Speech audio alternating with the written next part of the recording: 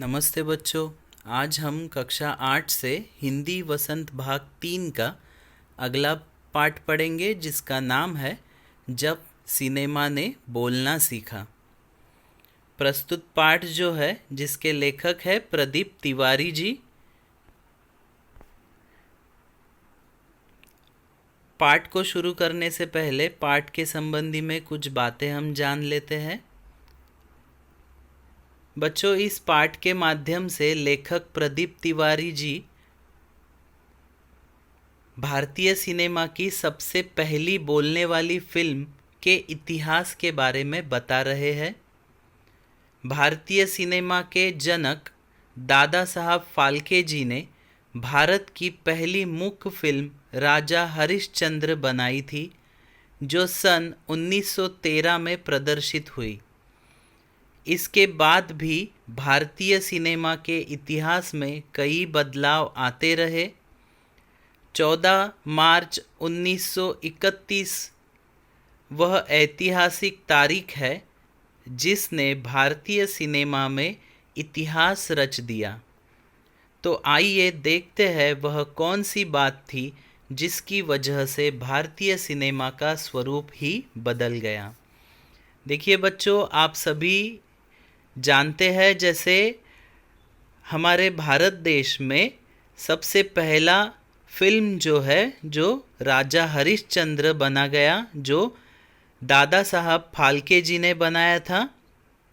उन्होंने बाहर के देश में जाकर उधर की तकनीक सीख कर अपने देश में पहला जो साइलेंट मूवी है, मुख्य फिल्म उन्होंने बनाया था।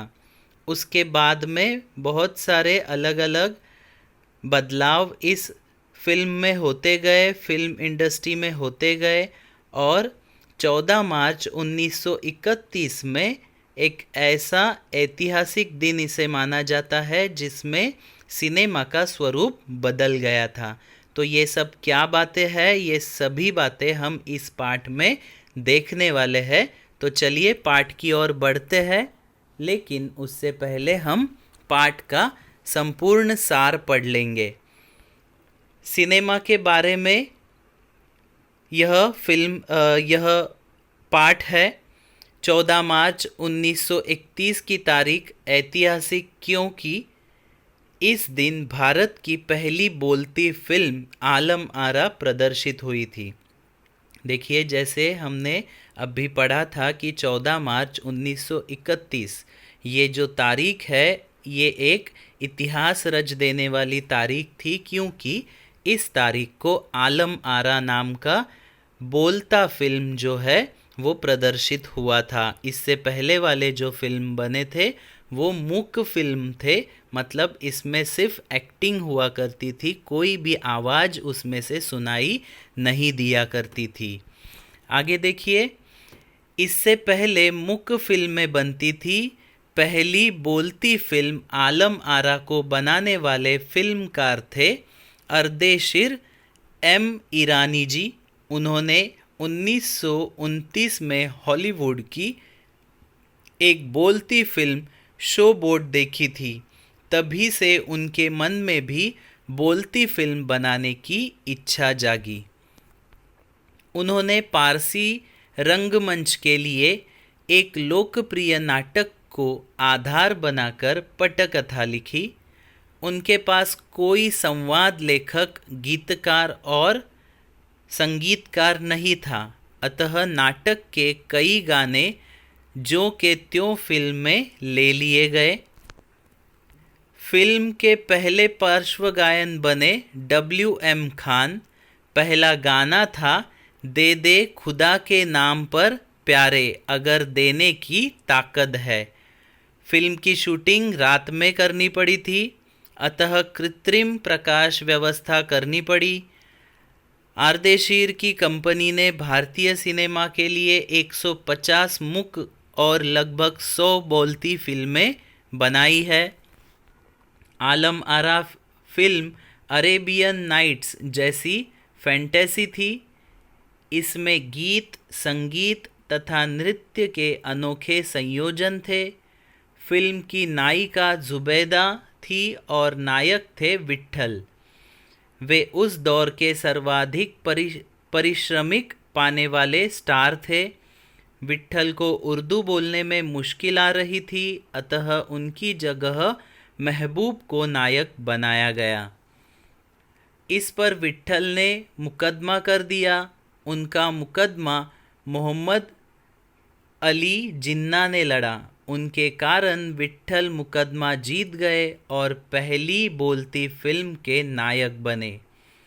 मराठी और हिंदी फिल्मों में वे लंबे समय तक नायक और स्टंटमैन के रूप में सक्रिय रहे। आलम आरा में सोहराब मोदी, पृथ्वीराज कपूर, याकूब और जगदीश सेठी जैसे अभिनेता भी थे।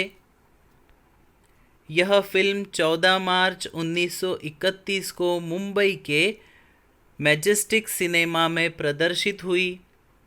यह फिल्म 8 सप्ताह तक हाउसफुल चली। यह फिल्म 10,000 फुट लंबी थी और इससे 4 महीनों की कड़ी मेहनत से तैयार किया गया था। अन्य सामाजिक विषयों पर भी सवाक फिल्में बननी शुरू हुई थी। खुदा की शान इसका एक पात्र महात्मा गांधी जैसे था, अतः ब्रिटिश सरकार को चुभा। बोलती फिल्मों में संवाद बोलने के लिए पढ़े लिखे कलाकारों की आवश्यकता हुई। उस दौर की फिल्मों में कई गायक अभिनेता बड़े पर्दे पर नजर आने लगे। अभिनेताओं और अभिनेत्रियों की लोकप्रियता का असर दर्शकों पर खूब पड़ रहा था। माधुरी फिल्म की नायिका सुलोचना का हेयर स्टाइल उस दौर की औरतों में खूब लोकप्रिय हुआ। आलम आरा को भारत के अलावा श्रीलंका, बर्मा तथा पश्चिम एशिया द्वारा भी पसंद किया गया। तो ये था इस पाठ का सारांश, जिसमें हमें यह समझ में आता है कि बोलने वाला सिनेमा कब से बनना शुरू हुआ, किसने बनाया और वो बनाते समय उनको क्या क्या परिश्रम करना पड़ा, कैसे चीज़ों को कैसी चीज़ों से सामना करना पड़ा। यह सब बातें हमें इस पाठ में लेखक ने बताई है। तो चलिए पाठ का भावार्थ हम देख लेते हैं। 14 मार्च 1931 को भारतीय सिनेमा के इतिहास में बहुत बड़े बदलाव का दिन था। इस दिन पहली बार एक ऐसी फिल्म सिनेमाघरों में प्रदर्शित हुई जिसमें आवाज़ थी, अर्थात जिसके पात्र बोल सकते थे। यह फिल्म थी आलम आरा और इसके पोस्टरों पर जो विज्ञापन लिखा था वह कुछ इस तरह से था। सभी सजीव है, सांस ले रहे हैं, 100% बोल रहे हैं, 78 मुर्दा इंसान जिंदा हो गए, उनको बोलते बातें करते देखो। अब तक केवल मूक फिल्में ही बना करती थी, लेकिन अब सवाक फिल्मों का नया दौर शुरू हो गया है। तो इस तरह का विज्ञापन यानी एडवर्टाइजमेंट बनाई गई थी कि सजीव यानी अलाइव, सांस लेने वाले, बोलने वाले, ऐसे सवाक यानी बोलती फिल्म जो है, आज तक आपने मूक यानी साइलेंट फिल्म देखी है, लेकिन यहाँ पर आप बोलने वाली फिल्म देखोगे। अभी का दौर बदल चुका है, अभी का ज़माना बदल चुका है और आपको आज से बोलने वाली फिल्म दिखाई देने वाली है। आगे देखिए, पहली बोलती फिल्म आलम आरा को फिल्मकार अर्देशीर एम ईरानी द्वारा बनाया गया था। अर्देशीर के मन में बोलती फिल्म बनाने की इच्छा तब जागी जब उन्होंने 1929 में हॉलीवुड की एक बोलती फिल्म शोबोट देखी। रंगमंच के एक लोकप्रिय नाटक को आधार बनाकर उन्होंने अपनी फिल्म की पटकथा बनाई। नाटक में जो गाने थे वही गाने उन्होंने अपनी फिल्म में भी डाले। फिल्म के गानों के लिए उन्होंने स्वयं की धुन चुनी। फिल्म के संगीत में केवल 3 वाद्य यंत्र तबला, हारमोनियम और वायलिन का इस्तेमाल किया गया। इस फिल्म को बनाने से पहले उन्होंने कहा था कि इस फिल्म के लिए उनके पास संवाद लेखक, गीतकार या संगीतकार जैसे लोग नहीं थे। आलम आरा फिल्म के पार्श्व गायक यानी प्लेबैक सिंगर W.M. खान थे और उन्होंने उनके द्वारा गाया हुआ पहला गाना था दे दे खुदा के नाम पर प्यारे। इस फिल्म का संगीत उस समय डिस्क फॉर्म में रिकॉर्ड नहीं किया जा सकता था।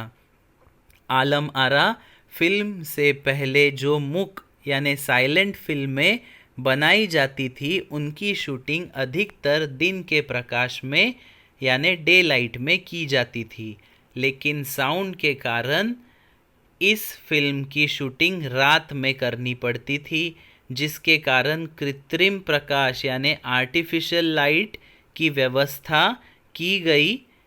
आगे चलकर यह कृत्रिम प्रकाश व्यवस्था फिल्म निर्माण का ज़रूरी हिस्सा बन गई थी। आलम आरा फिल्म के कारण ही भविष्य में फिल्मी जगत को कोई नई तकनीशियन यानी टेक्नीशियन भी मिले। आर्देशिर की कंपनी ने भारतीय सिनेमा के लिए करीब 150 से अधिक मुख्य फिल्में और 100 बोलने वाली फिल्में बनाई। आलम आरा फिल्म में उस समय के मशहूर यानी फेमस अभिनेता विट्ठल और अभिनेत्री जुबेदा ने काम किया। यह फिल्म अरेबियन नाइट्स जैसी फैंटेसी फिल्म थी। यह दोनों ही उस ज़माने के सबसे अधिक पारिश्रमिक यानी बहुत ज़्यादा मेहनत करने वाले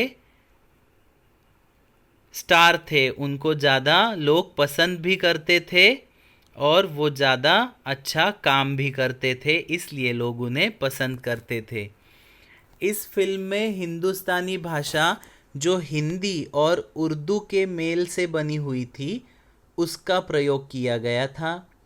इस फिल्म के नायक विट्ठल के चयन को लेकर एक कहानी बहुत चर्चित है। विट्ठल को उर्दू बोलने में मुश्किल होती थी। पहले उन्हें नायक के रूप में इस फिल्म के लिए चुन लिया गया, लेकिन उर्दू ठीक से न बोल पाने के कारण उन्हें हटाकर उनकी जगह महबूब को यह रोल दे दिया गया। विट्ठल नाराज़ हो गए और उन्होंने मुकदमा कर दिया। उस दौर में उनका मुकदमा मोहम्मद अली जिन्ना ने लड़ा, जो उस समय के बहुत ही मशहूर वकील हुआ करते थे। देखिए यहाँ पर क्या हुआ था कि यह जो फिल्म बनी थी, इस फिल्म में हिंदुस्तानी भाषा जो हिंदी और उर्दू का मेल हुआ करती थी, इस भाषा में बनी गई थी। लेकिन विट्ठल जी जो थे उनका चयन यानी सिलेक्शन जो हुआ था उसके बारे में कुछ ऐसी कहानियाँ बताई जाती है कि उन्हें उर्दू बोलना नहीं आता था, मुश्किल होती थी उर्दू बोलना उन्हें, इसलिए उनको सिलेक्ट नहीं किया गया। उनके जगह पर महबूब नामक दूसरे जो एक्टर थे उनको सिलेक्ट किया गया। इस कारण विट्ठल जी जो है बहुत नाराज़ होते हैं, एंग्री होते हैं और उन्होंने क्या किया था, केस किया था प्रोड्यूसर के खिलाफ कि मुझे पहले सिलेक्ट कर लिया गया था लेकिन बाद में मेरे से ये काम क्यों छीन लिया गया। और ये जो केस है उनका केस मोहम्मद अली जिन्ना, ये जो एडवोकेट थे, इन्होंने लड़ा था और वो जीत भी गए थे, क्योंकि ये जो वकील थे वो उस ज़माने के मशहूर वकील थे, इसलिए उन्होंने ये केस भी जीत लिया था। विट्ठल मुकदमा जीत गए और पहली बोलती फिल्म में नायक बने।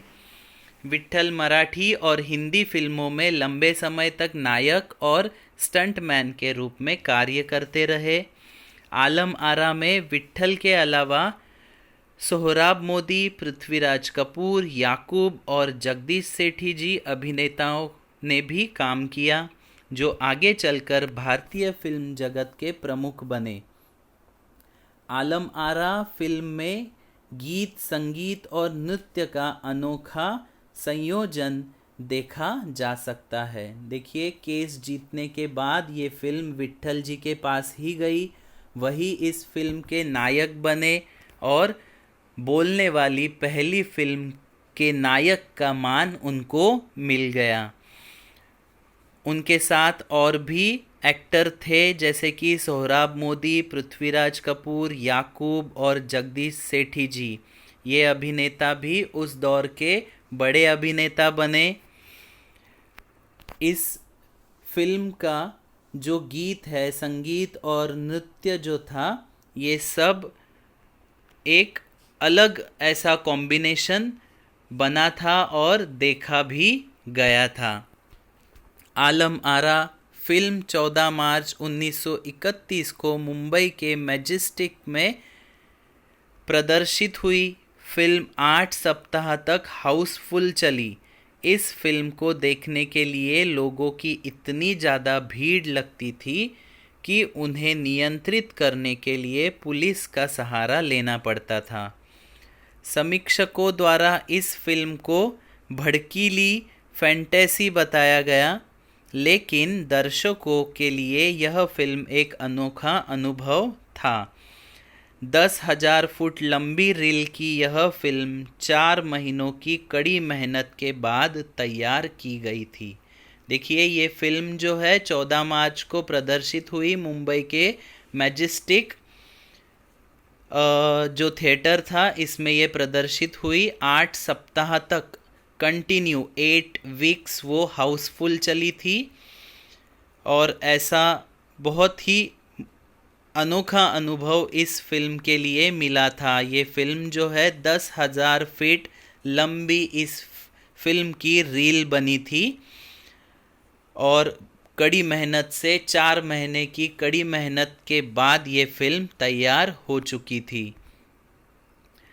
सवाक फिल्मों के लिए पौराणिक कथाओं, पारसी रंगमंच के नाटकों और अरबी प्रेम कथाओं और समाज से जुड़ी बातों को विषय के रूप में चुना गया। ऐसी ही एक फिल्म थी खुदा की शान, जिसमें एक पात्र महात्मा गांधी जैसा था। ऐसी फिल्मों को ब्रिटिश प्रशासकों की तीखी नज़र का सामना करना पड़ा, क्योंकि कई बार इन फिल्मों में ऐसी बातें दिखाई जाती थी जो ब्रिटिश सरकार के विरुद्ध होती थी। देखिए, बोलने वाली फिल्म जब बनी तो उन फिल्मों के लिए पौराणिक कथाएं, पारसी रंगमंच के नाटक, अरबी प्रेम कथा और समाज से जुड़े विषय लिए जाते थे। ऐसी एक फिल्म उस समय बनी थी खुदा की शान, जिसमें एक कैरेक्टर ऐसा था जो महात्मा गांधी जी के जैसे था। तो ये सब देखकर ब्रिटिश प्रशासक जो थे, मतलब ब्रिटिश एडमिनिस्ट्रेटर्स जो थे, वो ये बात देखकर उनको ये बात जची नहीं। उन्होंने इसे विरोध किया और क्योंकि ये सब जो दिखाई देने वाली चीज़ें थी, ये ब्रिटिश सरकार के विरुद्ध होती थी और ये सब चीज़ें ना हो, अपने खिलाफ लोगों के मन में बुरी बातें ना फैले, इसलिए ब्रिटिश सरकार जो था ऐसे फिल्म जो है बनाने में बंदी डालते थे। सवाक फिल्मों की शुरुआत करने वाले आर्देशीर को सन 1956 में आलम आरा के प्रदर्शन के 25 वर्ष पूरे होने पर सम्मानित किया गया और उन्हें भारतीय सवाक फिल्मों का पिता कहा गया। उस वक्त उन्होंने विनम्रता के साथ एक बात कही थी, मुझे इतना बड़ा किताब देने की ज़रूरत नहीं है, मैंने तो देश के लिए अपने हिस्से का ज़रूरी योगदान दिया है। देखिए, बोलने वाली सवाक फिल्में जिन्होंने पहली फिल्म बनाई थी आर्देशीर, उनको 1956 में यानी आलम आरा फिल्म प्रदर्शित होने के 25 साल बाद उन्हें भारतीय सवाक फिल्मों का पिता ऐसी उपाधि दी गई, उन्हें सम्मानित किया गया। उस समय उन्होंने पोलाइटली, विनम्रता से एक चीज़ कही कि मुझे ये टाइटल देने की कोई ज़रूरत नहीं थी, क्योंकि मैंने कुछ खास नहीं किया है, मैंने अपने हिस्से का काम किया है, मैंने अपने देश की उन्नति प्रगति के लिए अपना कंट्रीब्यूशन यहाँ पर दिया है। जब सिनेमा ने बोलना सीख लिया तो सिनेमा में काम करने वाले अभिनेता एवं अभिनेत्रियों का पढ़ा लिखा होना भी ज़रूरी हो गया, क्योंकि अब उन्हें संवाद भी बोलने थे, सिर्फ अभिनय करने से काम चलने वाला नहीं था। पहले की मुख्य फिल्मों में पहलवान, करतब करने वाले व उछल कूद करने वाले नायकों का चयन किया जाता था, लेकिन अब उनकी योग्यता भी देखी जाने लगी। सवाक फिल्मों के दौर में कई गायक अभिनेता भी बड़े पर्दे पर नजर आने लगे। देखिए, जब बोलने वाली फिल्में बनने लगी तब अभिनेता और अभिनेत्रियों का पढ़ा लिखा होना, एजुकेटेड होना ज़रूरी होने लगा, क्योंकि इसके पहले सिर्फ एक्टिंग करनी पड़ती थी, लेकिन अब डायलॉग्स भी बोलने थे, और डायलॉग बोलने के लिए उन्हें पढ़ना लिखना आना ज़रूरी था। पहले फिल्म जो बनते थे उसमें पहलवान होते थे, स्टंटबाजी करने वाले लोग होते थे, उछल कूद मचाने वाले नायक होते थे, लेकिन अब उनकी इन चीज़ों के साथ साथ उनकी योग्यता मतलब एलिजिबिलिटी भी देखी जाने लगी। कोई गायक, इस दौर में कई गायक यानी सिंगर, अभिनेता भी बड़े पर्दे पर नजर आने लगे थे। सवाक फिल्मों में उर्दू व हिंदी दोनों ही भाषा का महत्व बढ़ गया। शारीरिक व तकनीकी भाषा की जगह बोलचाल की भाषा को उभारा गया। सिनेमा अधिक लोगों के बीच में आया। आगे चलकर फिल्मों में दैनिक और सामाजिक जीवन की झलक भी दिखाई देने लगी। धीरे धीरे लोगों की रुचि फिल्मों के प्रति बढ़ने लगी। फिल्मों में काम करने वाले अभिनेता और अभिनेत्रियों की लोकप्रियता का असर भी दर्शकों पर नजर आने लगा। लोग अपना रहन सहन, अपने कपड़े और केश सज्जा उसी तरह करने लगे जैसे फिल्मों में नायक व नायिका करते थे। देखिए, ये जो फिल्में बन रही थी इसमें उर्दू और हिंदी इन दोनों भाषाओं का महत्व बढ़ चुका था। यहाँ पे एक चीज़ और बताई है कि फिल्म अभी लोगों को पसंद आने लगे थे। लोग फिल्म में जैसे नायक और नायिका जैसे उनके कपड़े हैं, उनकी हेयर स्टाइल है, वो जैसे रहते हैं उस तरह रहने की कोशिश आम आदमी लोग करने लगे थे। उनके जैसे बाल बनाना, उनकी जैसी हेयर स्टाइल करना, उनके जैसे कपड़े पहनना, ये सब चीज़ें दर्शक यानी आम लोग जो फिल्म देखने लगे थे वो करने लगे थे। आर्देशीर द्वारा बनाई फिल्मों में भारतीय कलाकारों के अलावा ईरानी कलाकारों ने भी अभिनय किया था। भारत में बनी सवाक फिल्में भारत में ही नहीं बल्कि भारत के बाहर भी अपनी पहचान बनाने लगी। स्वयं आलम आरा फिल्म भारत के अलावा श्रीलंका, बर्मा और पश्चिम एशिया में भी काफ़ी पसंद की गई। भारतीय सिनेमा के जनक दादा साहब फाल्के, जिन्होंने मुख्य फिल्म की शुरुआत की थी, उन्होंने सवाक फिल्मों के जनक आर्देशीर की उपलब्धि का भी सम्मान किया और यही से सवाक फिल्मों का नया युग आरंभ हो गया। देखिए यहाँ पर क्या बताया है कि आर्देशिर द्वारा बनाई ये जो फिल्में थी इसमें भारतीय आर्टिस्ट तो थे ही, लेकिन ईरानी आर्टिस्ट भी इसमें थे।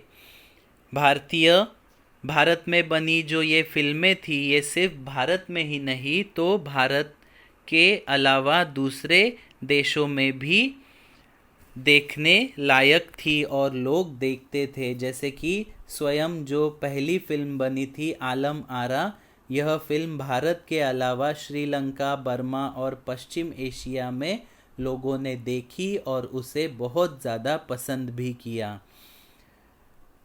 भारतीय सिनेमा के जनक जिन्हें कहा जाता है, यानी भारतीय सिनेमा के फादर जो है, उन्हें किन्हें कहा जाता है? दादा साहब फाल्के जी, जो महाराष्ट्रियन थे। उन्होंने